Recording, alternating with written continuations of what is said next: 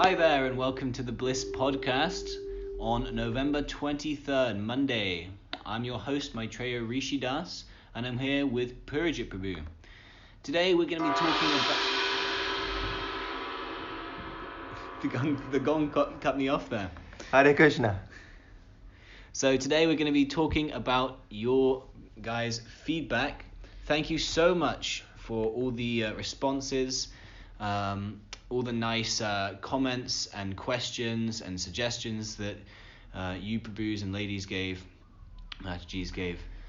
Sorry, if I may just say, we had lots of feedback, so we can only read a small section. So those of you who we miss, please don't take offense. Keep on writing, and we will ultimately read everything. Okay. It's just the time is a little short, so we have to really be economic with the time. So our first feedback we got was from Amini Jackson Murray. Thank you so much, Amini, for your lovely feedback. She writes that we should do a talk on women in Bhakti Yoga. And also that Swami Prabhupada, is he a bona fide guru? And what is the place or work of householders within Bhakti Yoga? These are some really nice questions. Women in Bhakti Yoga, I mean, this is like a huge point. People often see the devotees, the male devotees with shaved heads, shika, and they wonder, are there women involved in this movement? Can women be monks? So this is a very nice and elaborate question. And then this next one, is Prabhupada a bona fide guru? I mean, this is colossal, If we don't know if Prabhupada is a bona fide guru, then, what are we even doing here practicing Krishna consciousness? Who is Prabhupada? Well, Swami Prabhupada is the spiritual master that started this Krishna consciousness movement. He's the current guru in this ancient disciplic line of succession that teaches Bhakti Yoga. What is Bhakti Yoga? Well, Bhakti Yoga is the yoga of devotion to the Supreme Personality of Godhead. Devotion? What's that? Devotion is showing how much you love God by worshipping Him and preaching His glories.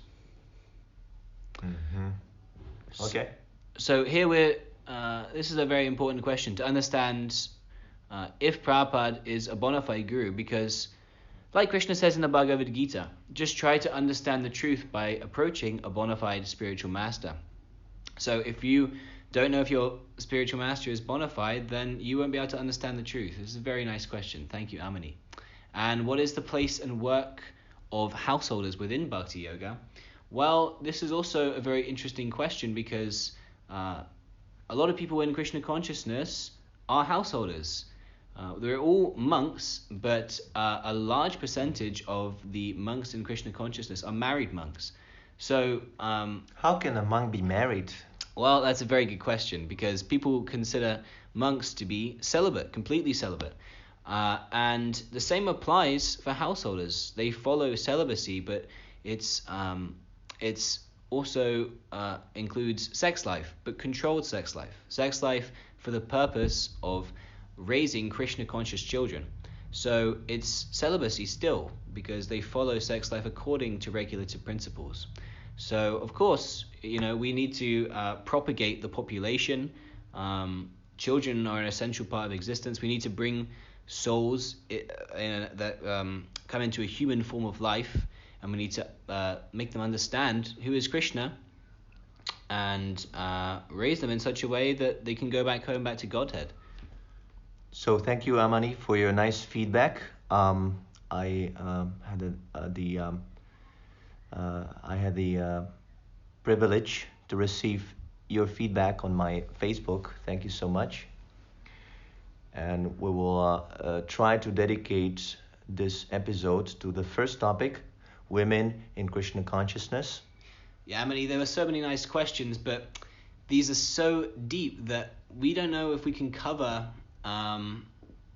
all of these topics within one episode.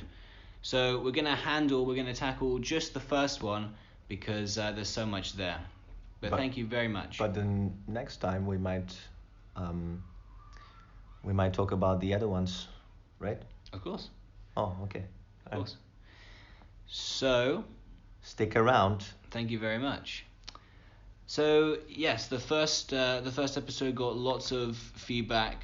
Again, so much appreciated. We encourage everyone with this episode too, and with following episodes, to give in your suggestions, to raise your queries, to challenge. It's all very encouraged. And we'll be back with another feedback.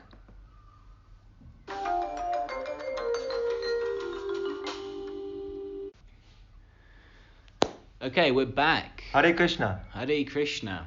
I was wondering, Purujit Prabhu, how do you know this Amani?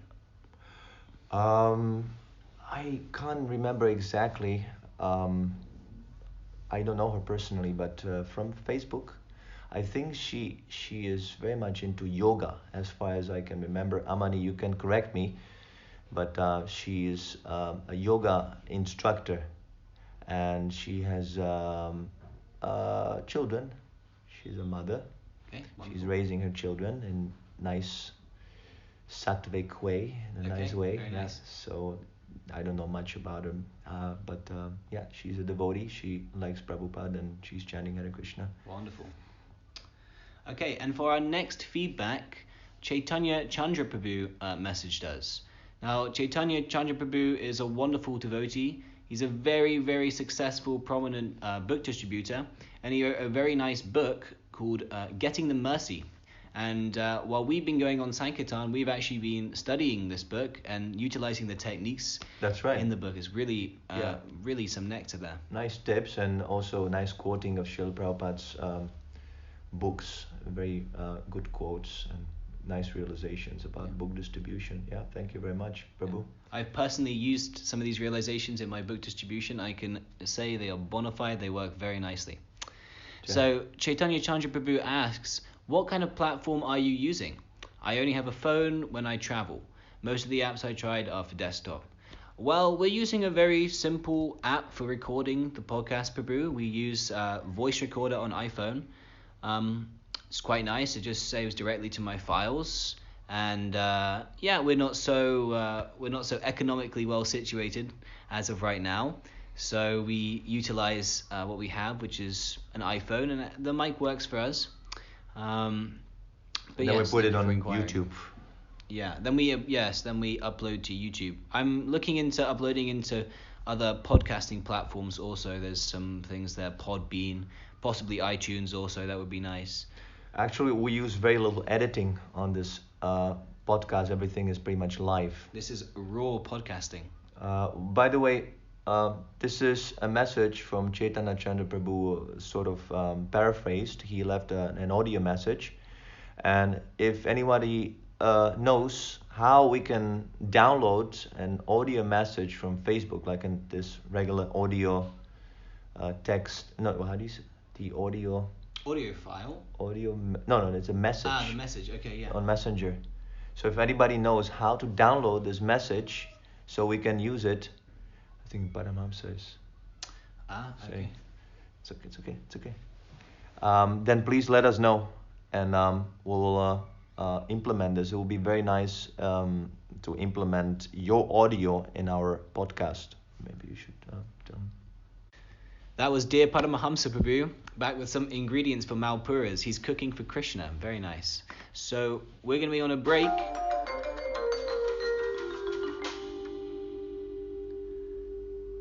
Okay, we're back from the break, and this is our next feedback. So we got feedback from Myri. My Goan. Sorry for mispronouncing your name, Myri. And she writes, Hi, Purujit. I enjoyed your podcast. It was interesting that you mentioned your dislike of the word God. So do I, and I have done for many years. It makes me cringe when I hear it. I was brought up as a Christian, but my path has led me a couple of different ways. Latterly, I spent about 5 years studying Buddhism and would consider myself a Buddhist, but I do have leanings toward Krishna consciousness. Wow, that's very nice, Myri. I recommend to you that we've been writing a book, well, not so much myself, but my... Sorry, what is the dislike of the word God? What does it refer to? I think that was from the last episode, right? Yeah, I believe so. Purujit, Prabhu, you mentioned that the word God is it doesn't encapsulate what God actually is about. Ah, okay, right. Yeah, you mentioned the word Krishna, and Krishna is a more encapsulating terminology for who God is. More lively, yes. So it's very interesting that you've been studying Buddhism, Mairi. I recommend Purujit Prabhu has been writing a book or compiling a book of Prabhupada's quotes on Buddhism, and the book is called Buddhism from The teachings of Lord Buddha from the Vedic point of view. Okay, so it's very nice. So, dear Prabhu, what are the teachings of Lord Buddha from the Vedic point of view? The book I compiled is just Srila Prabhupada's quotes. Every single line is from Srila Prabhupada, but it's compiled in a palatable way, so people who are newcomers, they can read like a fluent stream. It's based on this shloka from the Srimad Bhagavatam, which is a Vedic scripture. First canto, there's a prediction of Lord Buddha's coming to this world, which is significant because Srimad Bhagavatam was written 5,000 years ago. Lord Buddha appeared 2,600 years ago, roughly speaking. And so there is although Lord Buddha rejected the Vedas and he preached his own philosophy based on the principle of ahimsa, the Vedas themselves refer to Buddha, in the form of a prediction. So this is very curious for those who are students of Buddhism. They can also be, take a look at what the Srimad Bhagavatam says. Okay, and where can we find this this book? The book will be available on our website. We're just preparing the website. We're gonna let you know, but we'll try to link it in the description to this podcast, so you can find it in the description. Hopefully, we'll remember to put it there. Okay, wonderful. And it's an ebook. Is it going to be printed or is it going to remain an ebook? What's your plans on that, Prabhu? Yes, ebook. Okay. Printing, I do not know what is the arrangement. We don't have the copyrights for that. Okay. I feel that there are aspects that go through all religions. Sorry, this is continuing Mairi's feedback. I feel that there are aspects that go through all religions, and some people, And spiritual beliefs that are similar, and we're all acknowledging the same thing, but in our own way. Some people choosing Christianity, while others follow Islam or Buddhism. I think religion is very interesting, and from a very small child, I have been drawn to it. I love chanting and find it very centering. It's good. Anyway, thank you for sending that. I was looking for your website but couldn't find it. Okay, well, the website, Mairi, is... on the way. It's on the way. It's in the works currently. But it's wonderful that you love chanting.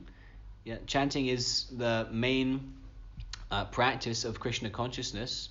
Chanting the Maha Mantra Hare Krishna, Krishna Krishna, Hare Rama, Rama Rama, Hare is the way by which we connect to Krishna. So this is wonderful that you find some interesting chanting. All religions and all spiritual practices are ultimately trying to connect to the Supreme, the Absolute Truth. But according to Vedic scriptures, that Supreme is the personality of Godhead, and so by chanting his names, which are non-different from him, we connect directly to him. It's a very nice process. It doesn't matter necessarily whether you're a Christian or a Muslim. You can chant any bona fide name of God and connect in that way. So there are similarities in all religions. Anything more on what Mairi said here, Prabhu?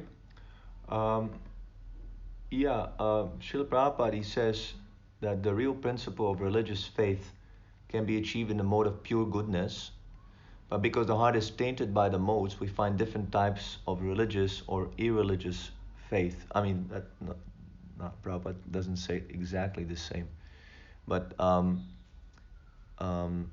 types of religious faith. Irreligious faith, you can say that atheism is also irreligious faith, because you have the faith that there is no God, and you listen to the atheistic philosophers and you trust them, that their arguments are logical, and so on, so on. So Krishna explains in the Bhagavad Gita that the different religions, why there are so many different religions, because people are conditioned differently. And according to the level of material attachment, you have different types of religions. So when you come to the perfection of religion, that is in pure goodness. In other words, one is approaching God without any ulterior material motive. He simply wants to love God and nothing else. That is pure religion, or you can say Bhagavat Dharma. So Srimad Bhagavatam is teaching this pure, uncontaminated religion. It is not sectarian. The aspects are explained by Lord Jesus also. He says, love your Lord with all your heart, with all your soul, and so on, so on. It is not sectarian, but that is the perfection of religion, to love God and nothing else. Well, Prabhu, some people might say, Christians might say, for example, that they love Lord Jesus Christ. So where in other religions is this what is a material motive? Well, just like they pray, God, give us our daily bread. Or, people are praying for different material things. So that is not exactly pure religion. It's tainted with some material motives, which is also recommended. That is good. At least one acknowledges God's existence and acknowledges God as the supplier of things that we enjoy. But we have to go a little higher. After accepting so many things from God, now we should give to God. And this chanting of the Lord's name is a very pure service. So it doesn't matter, Krishna or Christ, if you chant the name of God, if it's authorized by your religion, by your scripture, then that is pure religion. So thank you very much for that comment, Mairi. A lot there. Mairi is a very nice lady. She lives in Spain, and she is supporting our BLISS activities by donations. So thank you so much, Mairi. We're very happy that you are listening to these podcasts and giving us nice feedback, and thank you for your donations also. Hare Krishna. So the next feedback is from Mark Edward Post. Now, who is Mark? Mark is, at least my relation back to Mark Prabhu, is that in Washington State, when I was starting a center there and first getting my grips on Krishna consciousness in the United States, back to Mark very, very kindly sent me a clay madanga so that Harinam Sankirtan could go on in the streets of Seattle. So that was, such a blessing that Bhakta Mark was so generous there. And Harinam Sankirtan went on with dear Ramachandra Prabhu in Seattle. And when I head back to the States, the same Mridanga is going to be employed, hopefully, if all goes well, in New York. So do you have any relationship to Bhakta Mark Prabhu? Oh, yes. Bhakta Mark is... He's in China. He's doing business in China. Very nice devotee. He is always supporting us, BLISS activities, and we have exchanges over the Facebook. Very nice man. Thank you so much, Mark Edward Post. Back to Mark Prabhu. So he comments, wow, super nice Prabhu, Hare Krishna. You should probably video record it too so you can distribute it in video form as well. Well, we were thinking about something like this. We got a couple other comments talking about the visuals for the podcast. One more comment. One more comment talking about the visuals. Yeah. So we can consider the suggestion. The idea is that if there's only sound, then the people have to use their imagination, which kind of works with us because then the imagination expands the possibilities of what we're actually doing. Although we're pretty limited, but people can imagine all kinds of things, so we can play with that very nicely. But yeah, so I personally, I don't know. I don't think the visuals are required, but maybe we'll change our minds. Okay. What do you think, Prabhu? Well, Maitreya?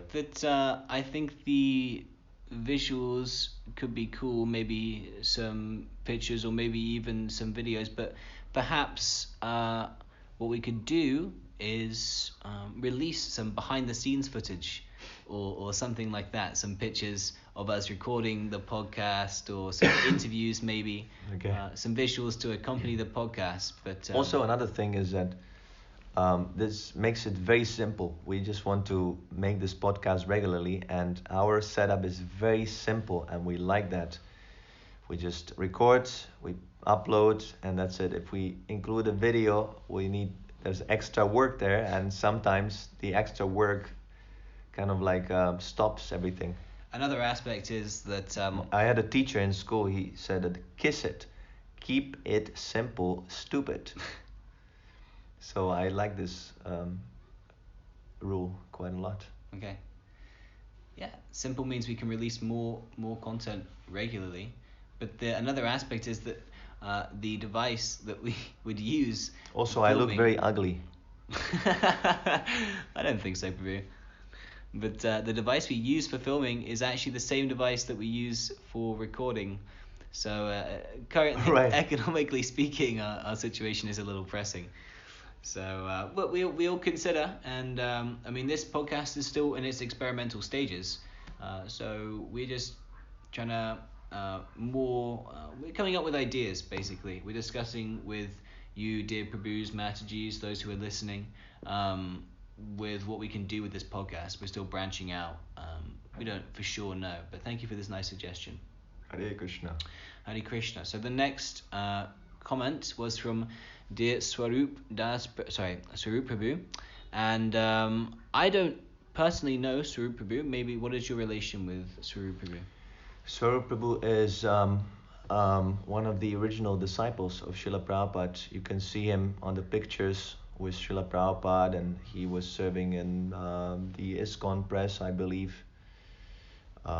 Very nice devotee. He is very active on Facebook, and he also supported us financially, our bliss preaching.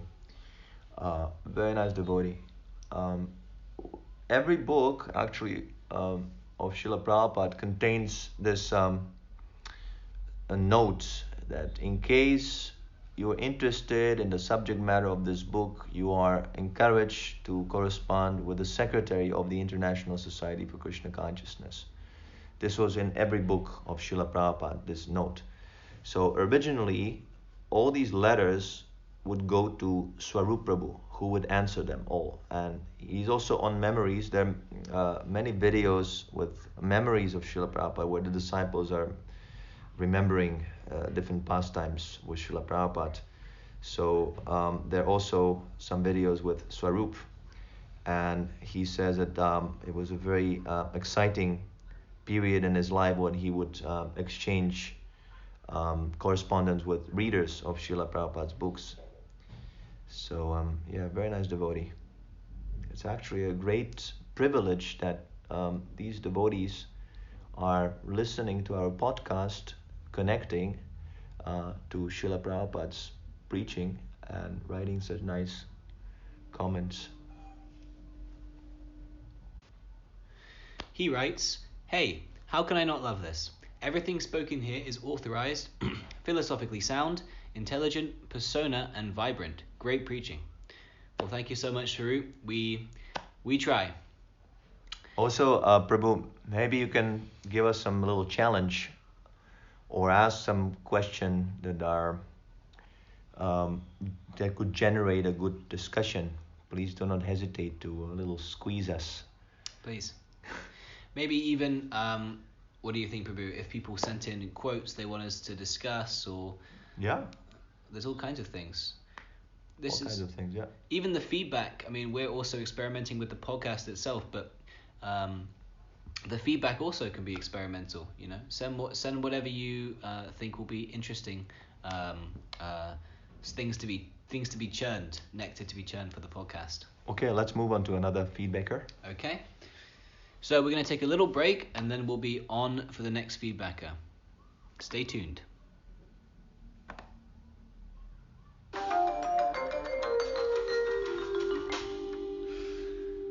Welcome back. Hare Krishna. For our next feedbacker, we have, wow. Is that an actual word? Feedbacker? Well, it is now. Dear Govinda Devi Dasi Mataji, dear Govinda Dasi, wow, thank you so much for commenting, Govinda. It's for those of you who don't know, dear Govinda Mataji is a really key figure in the Krishna consciousness movement. She gave Srila Prabhupada's name. Not exactly, but they were calling Srila Prabhupada Swamiji in the early days. So at one point, Govinda Dasi's then husband, Gaura Sundara, he asked Prabhupada, can I call my wife Govindaji? And Prabhupada says, that is not so first class. So then Govinda Dasi logically questioned, why are we calling you Swamiji? And then Prabhupada says, oh, it's okay. And then she said, no, it's not okay. We want a better name for you. So then Prabhupada gave 3 options, either Guru Maharaj, Prabhupada, or I forgot the third one. And then Govinda Dasi asked him, which one is the best? And then Prabhupada, Srila Prabhupada is okay. And Okay. then Govinda Dasi decided that, from this day on, we're going to call you Prabhupada. And that's how the name caught on. Wow. So, when you chant Jaya Srila Prabhupada, then, you can remember Govinda Dasi. Wonderful. So Yeah. this G is Amazing. Is this like an informal ending to the name, or what is that? Swami G. Yeah, it's kind of a little derogatory. Ah. Yeah. Okay. Yeah. I don't know exactly Soft. the technical details of the language. Okay. But yeah. Okay. So we have a real legends listening to us. Yeah, really amazing. That's very nice, eh? Yeah. A podcast is it's attracting and that's very Attracting encouraging. the class, not the mass yet. Okay. Start with the class. So, dear Mataji, she writes, Montana. For those who didn't listen to the first podcast, or just to remind you, in the first podcast, I mentioned that I went to university in the United States, in Montana State. So that is why she's asking Montana. Like most of us, we were seekers who were just at the age of school or college and just got really lucky to find out the truth from Srila Prabhupada. People love to hear stories of how we became devotees. It's the best approach I've seen. They can relate to the journey. Nice. Put some pics on there too, though, to hold visual attention if you can. Okay, so there's the second comment about visuals. So with so many comments about visuals, A nice logo there. yeah, For 40 minutes. yeah, we can put something there. And so the logo is imprinted on your mind. You'll never forget Bliss You will see it Podcast. everywhere, the logo, after watching. Yeah, So- well, we'll have to work on this. Like, things are not so professional at this point, but yeah. Like, if we wanted to have like a slideshow of some pictures, that we would have to render the video. That takes millions of yugas. So please bear with us. For now, only audio. Yeah, there's even some visual things you can put on the video naturally, like some how do you call sound? What's that called when it's like a sound wave, you know? Mm-hmm. And it shows the audio like that. Oh, okay, that's a some good little idea. some little things. Little things like that. Then Yeah. popping Krishna. Wow. Yeah, surprise Krishna halfway through the podcast. Govinda Mataji, maybe you can also suggest some good topics that we could discuss that you personally would find interesting. We would be happy to hear. Or if you want to ask some questions to us, some young generation devotees, some questions that could generate discussion, please don't hesitate. We have no taboos. We can discuss anything. What do you think, Prabhu, also as a possibility for asking devotees to come on the podcast and discuss? What do you think about that? Yeah, the only problem is how we would do it technically. I think that's the only issue here. But yeah, if you're interested to come on the podcast, please drop us a line and we'll figure it out. Impossible is a word in Fool's Dictionary. And let's go to another feedbacker. That's trademark now. Yeah. Harley David Heiser. So, Harley. Who is Harley David Heiser? I think he became attracted by the Living Monk channel, Ramachandra Prabhu. And then I just saw his picture when he shaved his head with a shika for the first time, and I commented, that's how I remember Harley. But otherwise, I don't know much about him. If you have time, Prabhu, Harley, you can write us about your story, how you came to Krishna consciousness, or how you're practicing. What is your experience? Please don't hesitate. So Harley writes, I started listening to your first podcast the other day, and I will finish it today though. I actually listened to a lot of stuff you guys put out. Hare Krishna. Hare Krishna. Well, thank you so much, Harley. We really appreciate that. Let us know what specifically from the Bliss you enjoy listening to. We have lectures on there. We have some videos on the Kick on the Face YouTube channel. Some philosophical stuff there. Let us know what's your favorite, and if you have any suggestions for other videos or things that we can put out content-wise. Thank you so much, Harley. So that's it for the feedback, and next we're going to be talking about, what is that, Prabhu? Women in Krishna consciousness. Wow, big topic. Okay, stay tuned. Thank you very much.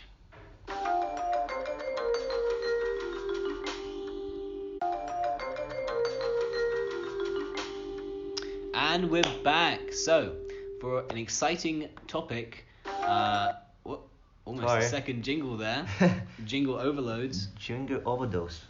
So, for our topic, our main topic for this video is what is the role of a woman in Krishna consciousness? So this is a very important topic, and I'm going to hand over to Purujit Prabhu to discuss. So first of all, in Krishna consciousness, there's no such a thing as man and woman because we're not this body.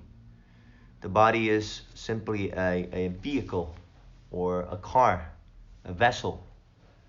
So spiritually speaking, we're neither man, neither woman. So yeah, this is an important point to keep in mind because there's so much, especially nowadays, there's so much, how would you say? Tension, conflict between the sexes. Yeah. And this is all based on the misunderstanding that we are the body. So yeah, when people understand that we're actually the spirit soul within the body, and ultimately these designations, they don't matter, then there can be peace in the world. Krishna gives a wonderful argument. He says that in the past, you had the body of a small child. Then you had the body of a teenager. Now you have a grown-up body, and in the future you will have a body of of an old person.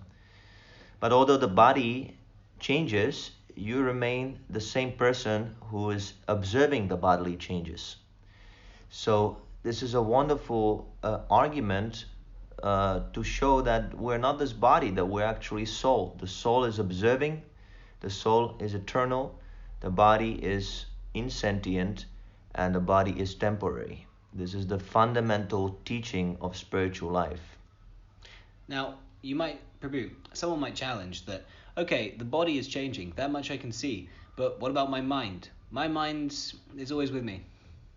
Your mind is also changing. Sometimes you can observe that your mind is focused, just like when you're listening to the Bliss podcast, right? Haribol. And sometimes it is distracted. Sometimes you're thinking of something and you can't focus. You want to read a book, but you can't focus. So you can also see that you are different from the mind because you can observe the movements of the mind. So this spiritual particle, the spirit soul, it doesn't concern itself with the designations, doesn't concern itself with the body. Actually, its only concern is how to serve Krishna. But it's not necessarily that we just say we're spirit soul and then there's no consideration for the body. Srila Rupa Goswami, who's a teacher in the line, he says that one should not neglect the material side. So One should not be neglectful in ordinary dealings. Yes. Okay, so when practitioners of Krishna consciousness don't ignore the fact that they have a particular body, as a matter of fact, that's a big consideration actually in our dealings. So Just the fact that you're not this body doesn't mean that you're gonna kill yourself. That's not the idea. You have a car, you use the car, you don't destroy the car. Although you might not be you might not be car, you might not drink the gasoline, you still can use the car to get to your destination. So another important aspect to Krishna consciousness is that we don't freely mix with women. Men don't freely mix with women. Women don't freely mix with men. And why is this important, Prabhu? Well, because we want to avoid unnecessary sex life. This realization that I am the spirit soul is directly connected to how much we are absorbed in the bodily conception of life. So the more we enjoy on a sensual platform, the more we are attached to the body. And then it is very difficult for us to, how should I say, to transcend the body, to see the living entities as something more than the body, to see them equally. That we fall into these designations. I'm the body, man, woman, ugly, beautiful, tall, small, black, white, American, and then there's lots of conflicts. So illicit sex, or sex in general, is the topmost attachment in this world, right? It's like, just the very nature of sex life is that we're attached to the other person's body. That is sex life, So the more we minimize sex life, the more we become self-realized. And then we can transcend this material existence once and for all. So in any genuine spiritual school of yoga, sex life is restrained or eliminated completely. So that's why devotees they avoid mixing of the genders unnecessarily. Of course, it's not that we should be fanatics, that I don't talk to girls, even for such things as ask them what's the time. But there is restriction, and that people can see when they come in the association of devotees that there's a little restriction in terms of sexual affairs. We don't even talk so much about sexual topics. At least the topics aren't sexually surcharged with the purpose of enjoying that topic or talking about how to enjoy sex life. The topic is more about how this powerful energy of sex life should be dovetailed into Krishna consciousness. How would you explain that, Prabhu? Yeah, because sex life and topics related to sex, it's like a radioactive matter. It really absorbs you. It's like the more you pinch it, the more reactionary it becomes. So for that reason, those who want to practice complete celibacy, they try to restrict such talks to minimum. And in terms of how this affects girls, well, girls have a different body.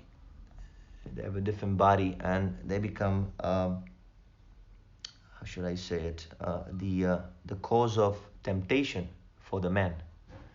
Of course, it's the other way around also. The man becomes a temptation for the woman. And that's why there should be clearly defined what is the role of a woman and what is the role of man, so there's no agitation. So, what actually are men and women's roles in Krishna consciousness? For example, what are a man's daily duties, or what are a woman's daily duties in terms of executing Krishna consciousness? There is no difference. As I said, Krishna consciousness is the business of the spirit soul. So there's no such difference. The men are chanting Hare Krishna, the women are chanting. The men are worshipping the deity, the women are worshipping. Same. But there are some slight differences. And we should understand that the differences in behavior are to restrict illicit sex life. That is the only reason. If we understand this, then everything fits into place. But people don't understand, they don't see the value in restricting sex life, so they find such rules artificial or fanatical. This is the problem. Mm. Yeah, I mean, I was just thinking, even for men, for example, there's even like scientific backing now that preservation of semen is actually essential for how would you say, replenishing the essential nutrients of the body, for memory, for energy, for lifespan. So this is not a whimsical idea. It's actually even scientifically backed up, at least on the men's side of things now. Yes, I mean all the great artists and scientists, they were celibate. Mm. They understood, like for example, this scientist Nikola Tesla, you know him? Yes. So he was also celibate. So it nourishes the brain, and then the thinking power becomes very strong. Mm. So it's also scientific, but people, they have all these misconceptions, right? You have to engage in illicit sex because otherwise you become gay, or you become crazy, or these are all like these fairy tales, and people take them seriously because they want to enjoy sex life without any discrimination. And the more people indulge in sex life, the more materialistic they become. So it's very good for business also. People spend more to impress the other gender, and so on, so on. So that's why you can see all business is flourishing. Like, flourishing, and you can go out on the street and pretty much everywhere you see advertisements, commercials, they're all filled with sexual topics. Right. Sexual propaganda. Yes. So the girls in Krishna consciousness, they should first of all understand this, that illicit sex life is contaminating, both for a woman, both for man. And when we mix with the other devotees in a male or female form, we should be aware of this, that there's a danger. Even we might be practicing Krishna consciousness, there's a danger. So we should take precaution, and we should not be nonsensical that, oh, you're a fanatic, you're this. No, it is a serious practice, so we have to take precaution. Now, for example, I'll give you an example. When the monks are living together, like we live together here, right? The girls, we don't allow that girl comes here and spends a night with us, sleeping in a sleeping bag next to us. We don't allow that kind of thing. And now if someone says, well, you don't allow women to come here, it's not because of that, but it is like we are trying to practice celibacy. So why you trying to interfere with our freedom to do like that? That is not a discrimination. If I defend my rights to do something I want, it is not a discrimination. And similarly, if some men, they try to interfere with girls also, that is not discrimination. If the women say that, no, you don't belong here because you're a man, you can pollute us, whatever, that is not discrimination. That is freedom to practice celibacy. So it should be clearly defined why there's a difference in treatment of girls and men. So like we mentioned before, this sexual energy, it's used to perform service, right? Yes. When it's handled properly.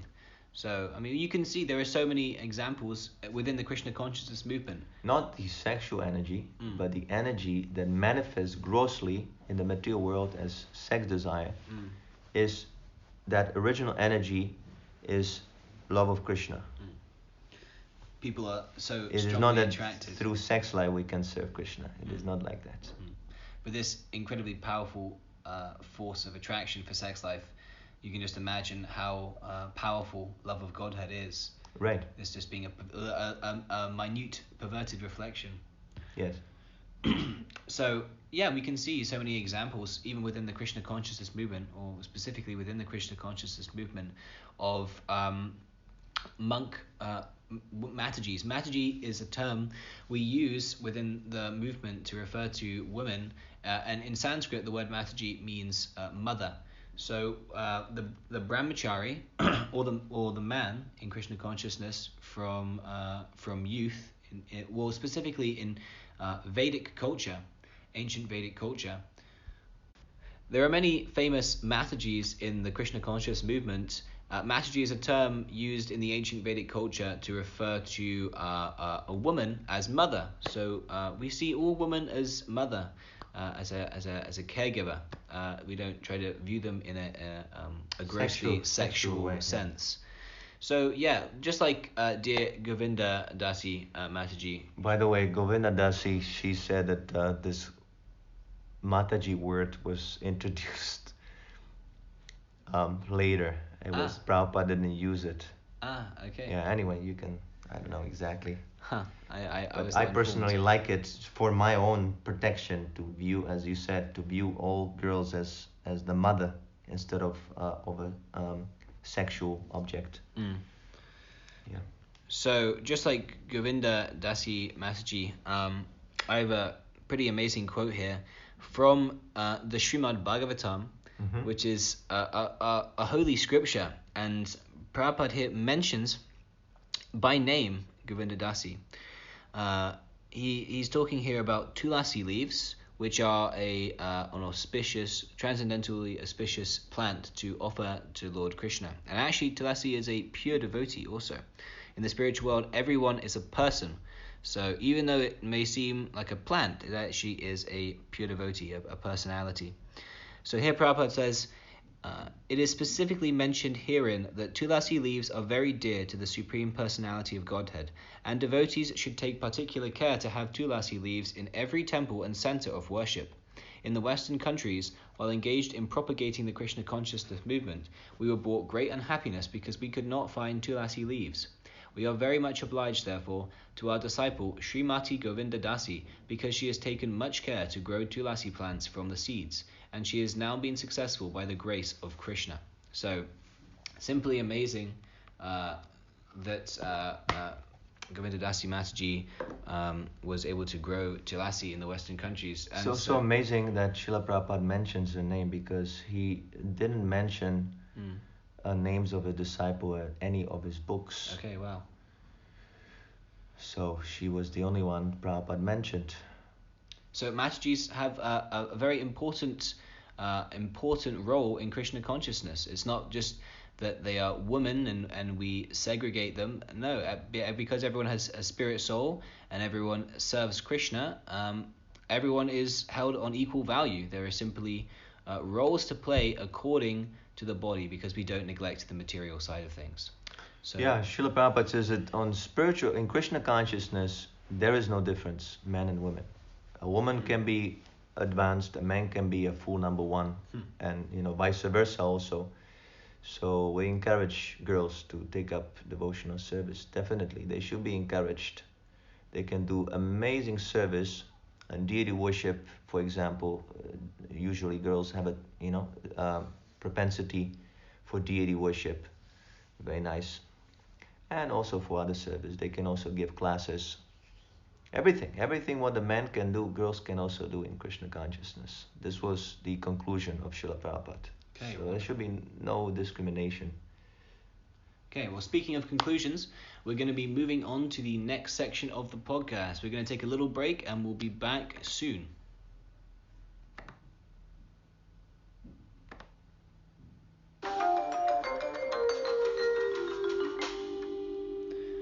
Welcome back to the Bliss Podcast. Our next section is going to be talking about Bliss News. What's happening in the Bhakti Vedanta Lives in Sound Society. For those of you who don't know, that is what the Bliss stands for. So we're staying here in What does the Bliss stand for? The Bliss stands for Bhakti Vedanta. That's the name of Srila Prabhupada, A.C. Bhakti Vedanta Swami Prabhupada.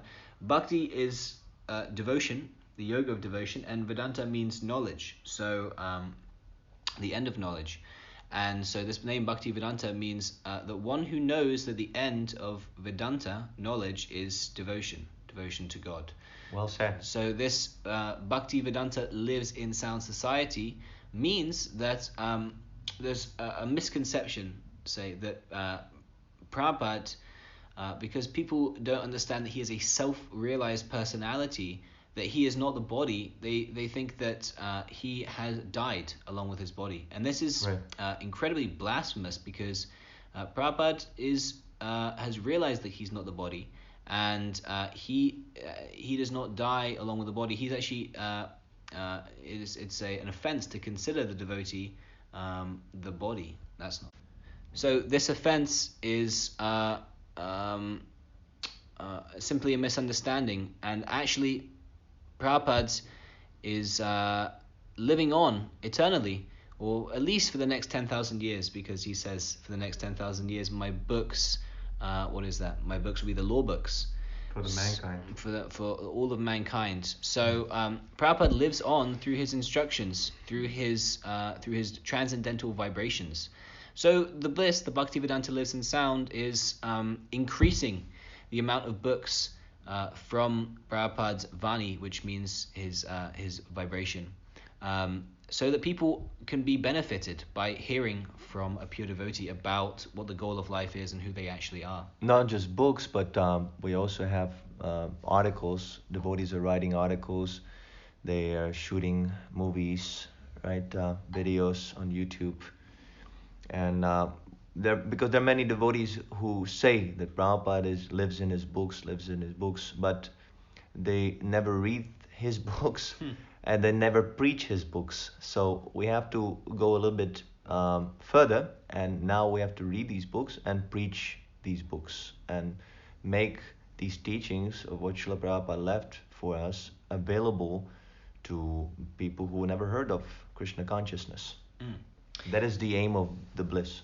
Okay, so now that we have established what the Bliss is, we are now situated here in La Línea. This is our home base for now, La Línea, Spain. It's next to Gibraltar. Gibraltar is like a country that's related to the United Kingdom, and it's a lovely place in the southern tip of Spain. And we are getting our roots down here, distributing many books, and we're looking for a bigger place actually on the island of Gibraltar. And there's some nice things that are coming up. We've even had an offer for a studio for this podcast to be recorded in a more professional way, with microphones, with headphones, with soundproofing. So this is very exciting. This is due to our dear friend Jean King, Hare Krishna Jean. She offered us the studio at her workplace. So we'll see how that goes. And what else is new? And we have a new website coming up. We already mentioned that, yes. Please stick around. We're going to let you know when the website is coming up. Yeah. And you can contact us on, well, not so much contact us, but more importantly, you can keep up to date with what we're doing through our Facebook group, which is The Bliss. Bliss in all caps. We probably put all these links into the description. You can find them in the description. Please like our new page on Facebook. Share it with your friends. Right now we have approximately 130 likes. So let's make it 134 million likes. Thank you very much. Jai. And you can also follow us on YouTube, The Living in Bliss. We have 2 YouTube channels. Please subscribe. Double potency here. Living in Bliss, which is, how would you describe Living in Bliss? What's the content for Living in Bliss, Pru? Living in Bliss is classes and these podcasts. And the other one is Kick on the Face. Now, some people might think that's an aggressive title. What do you have to say about Kick on the Face? Come on, it's very nice. Yeah, Kick on the Face is more focused on creating interesting videos that explain the Krishna consciousness philosophy. So that is, we had quite a break from these because it's kind of a time-consuming seva. But we'll be back. We have 1 episode already lined up. So please stick around, check out Kick on the Face. Soon we're gonna upload a new episode. Very nice. Yeah. And dear Mac and Chorpabu is on Instagram, managing at least. Right. The Bliss on Instagram. That's the Bliss with a period mark in between each letter. And there you can find some lovely pictures that both Paramahamsa Prabhu, actually all of the devotees here at Bliss are documenting the activities, the book distribution, the puja. So you keep up to date with the Bliss and all the social media like that. Thank you for your support. Hare Krishna. Hare Krishna. So for our next section, we're going to be talking about Tulsi Gabar. We're going to take a little break and we'll be right back.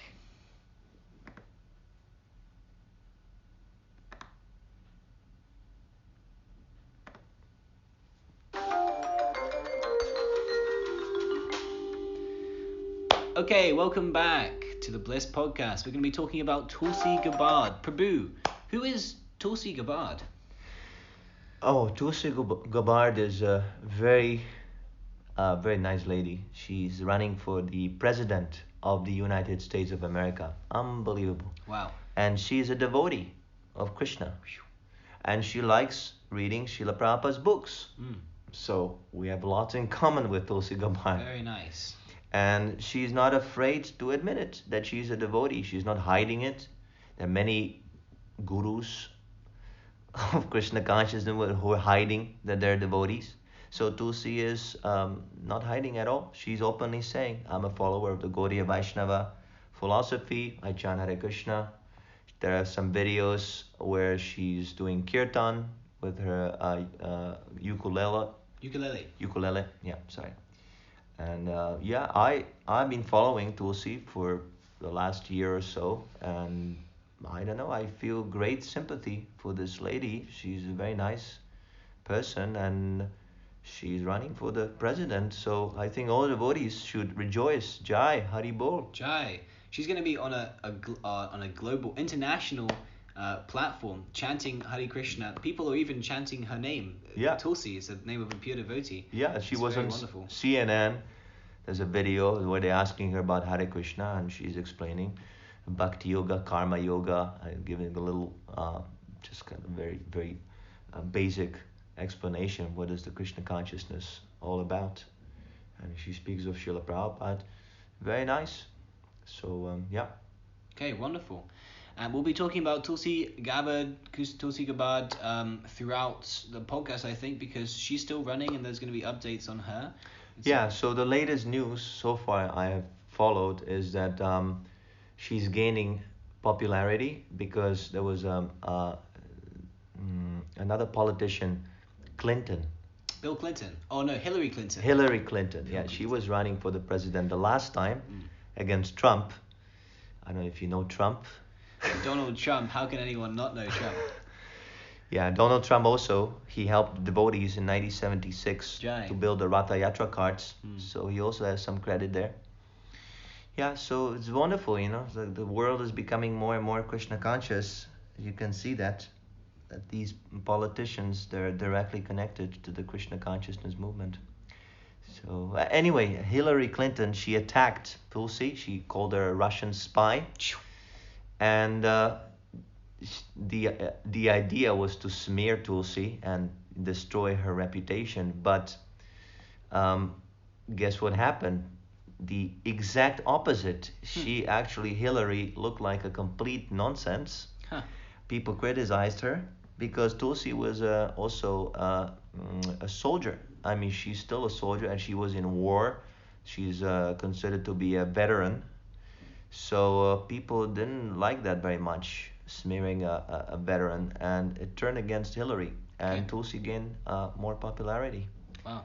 because of this. So I don't know exactly. It's very difficult to predict whether she's gonna be successful or not, but let's hope.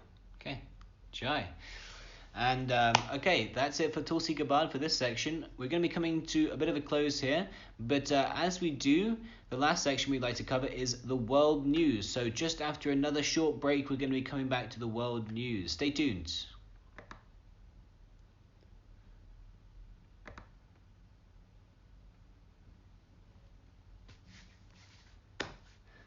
So this break happened without a jingle. It doesn't work. I'm sorry. Something happened with the jingle. Jingle is on strike. The jingle was used too much, and now he's gone on strike. So Yeah. we're going to be going straight into the world news section. So I was reading recently, Prabhu, that the Amazon rainforests are being burned up. 26,000 fires you can see in the Amazon rainforest. And why they're doing it, because meatpacking companies, specifically the beef industry, Right. are clearing the forest, clearing this wonderful environment that Krishna created for the purpose of killing the cow. So what do you have to say about this, or what does Prabhupada have to say about this this really disastrous global event that's going on? Well, demons are obviously in charge, and they have a agenda to destroy everything good on this planet. That's definitely the reality. There's one conversation with Srila Prabhupada when he talks about air pollution. The Amazon rainforests are considered to be the lungs of the earth, right? Because the trees, they purify this polluted air. They convert carbon dioxide into oxygen. Right, that's it. So if you cut off these trees, then we're all gonna suffocate. Jai! Haribol. Very nice. Thank you very much. Thank you. Thank you, demons. Thank you. So here's Rameshwara says, that's a disciple of Prabhupada. If there is a war between Russia and America, there will be a nuclear war, and they would pollute the whole atmosphere with radioactive particles which would kill everyone. Prabhupada says, it is already polluted, Rameshwara. They say that this radioactive fallout, Prabhupada, the whole material world is polluted. Who will live here? A little say 20 years before dying. After all, you have to die 20 years after or 20 years before. So it is already polluted. That is humbugism. They will die at the end, but still they're trying to live. Tamal Krishna, another disciple. Like they're creating their own. Prabhupada, this is the difference between man of knowledge and without knowledge. A man of knowledge will think, after all, I have to die. So what is the difficulty dying a few days more or before? That is knowledge. And those who are not in knowledge, they are afraid of death. Best business is before the death comes, let us finish our Krishna consciousness perfectly. That is wanted. Death will come. You cannot avoid it. Rameshwara. They say that this radioactive fallout will pollute the air so that no crops can be grown. Prabhupada, that's all right. Prabhupada says, that's all right. You shall die without food. Because after all, the death, in Bengal it is called Morebhera Gharne. The most misfortunate thing is death. That will come. Therefore, the best intelligence is how to avoid death.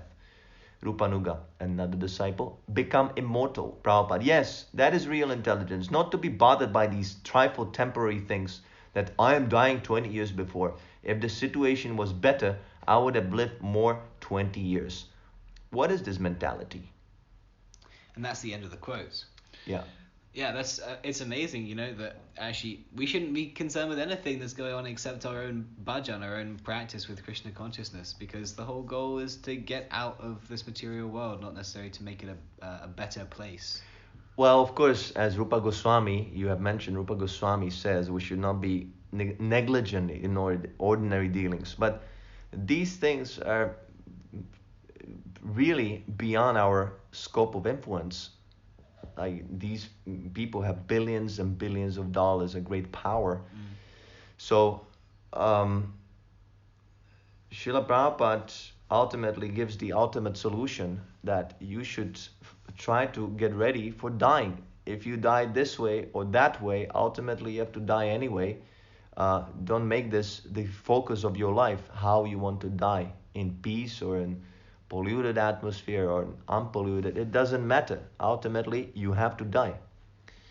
But there's another angle of vision, Krishna conscious vision, about this rainforest cutting, and that is that we are preaching this Krishna consciousness movement, and of course, the prime focus is to make people devotees. I mean, it's not even make people devotees, to teach them how they're actually devotees. They just don't know about it. Devotees of Krishna. Remind them of Krishna. Krishna consciousness is natural. Everyone, when we go with the mridangas and kartals, we chant in the streets, everyone is responding. Everyone likes the chanting. It is natural. God's relationship is our original relationship, a natural relationship. So, although that is our prime focus in propagating Krishna consciousness, there are also some, you can say, side benefits. And for example, okay, there is the strict sadhana process that the devotees are following, and they are living purely and so on and so on. But even if people cannot perform Krishna consciousness to the topmost level, they can become vegetarian, for example. They can come to our gatherings and taste prasadam, and they can teach how to make their own prasadam at home, vegetarian, how to live vegetarian lifestyle, how to give up, especially eating of beef. This cow killing is the most sinful of all sinful activities. The cow killing is the most sinful because the cow is giving us milk. If we kill the cow, there will be no milk. And furthermore, just like you said, they're cutting the forest to make space to raise the cows, cattle raising. So they have to cut these trees, and there's lots of manure from the cows. They artificially breed these cows. That's why they have to cut the forests, because they have no space to raise these cows. So it creates so many other problems. Sinful activities, they create more and more side negative consequences.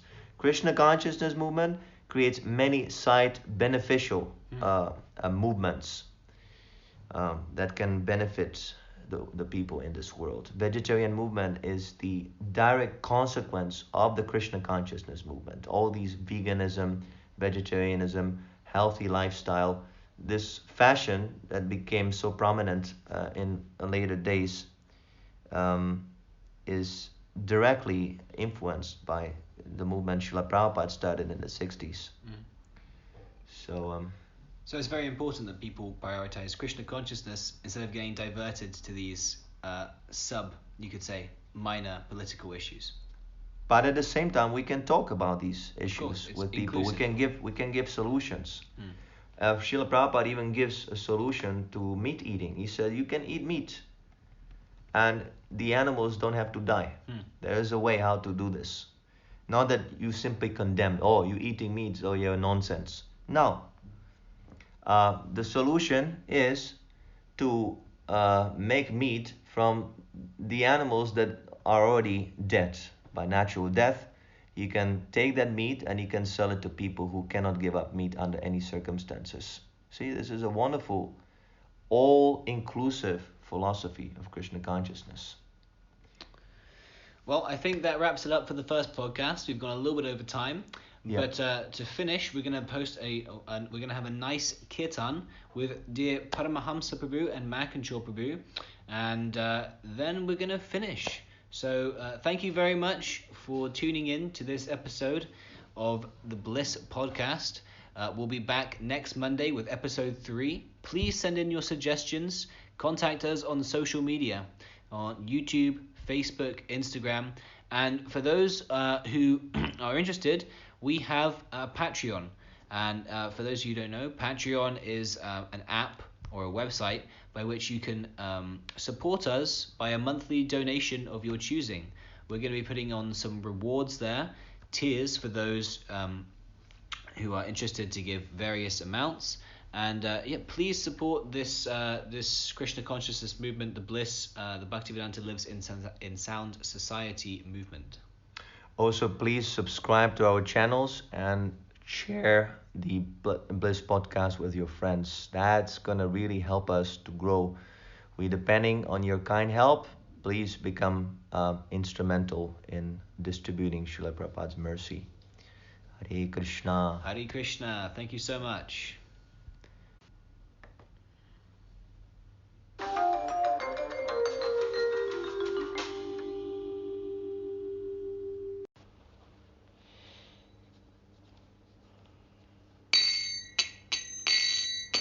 Namo Vishnu Padaya Krishna Prasthaya Bhutale Srimate Bhaktivedanta Swami Iti Namine. Namo Vishnu Padaya Krishna Prasthaya Bhutale Srimate Bhaktivedanta Swami Iti Namine. Namaste Saraswati Devi Gauravani Pracharine Nirvishesha Shunyavadi Pasatyadisha Tarine. Namaste Saraswati Devi Gauravani Pracharine Nirvishesha Shunyavani Paschatya Tarine.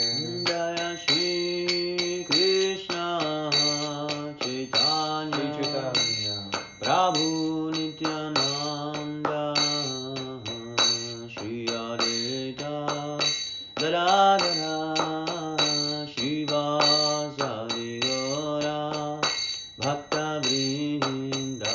Jaya Shri Krishna Chaitanya Prabhu Nityananda Shri Advaita Gadadhara Shivasari Gaura Bhakta Vrinda. Hare Krishna, Krishna Krishna, Hare Hare, Hare Rama, Rama Rama, Hare Hare. Hare Krishna, Krishna Krishna, Hare Hare, Hare Rama, Rama Rama, Hare Hare. Hare Krishna, Krishna Krishna, Hare Hare, Hare Rama, Rama Rama, Hare Hare. Hare Krishna,